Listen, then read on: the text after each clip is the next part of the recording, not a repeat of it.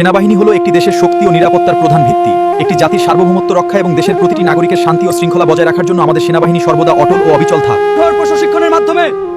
কঠোর প্রশিক্ষণের মাধ্যমে নিজেদের প্রস্তুত করে দেশের সুরক্ষার জন্য। তারা কঠোর প্রশিক্ষণের মাধ্যমে নিজেদের প্রশিক্ষণ।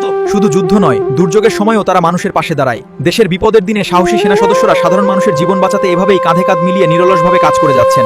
দিনরাত সীমান্ত রক্ষা করে তারা আমাদের নিরাপদ রাখে। তাদের প্রতি রইল শ্রদ্ধা।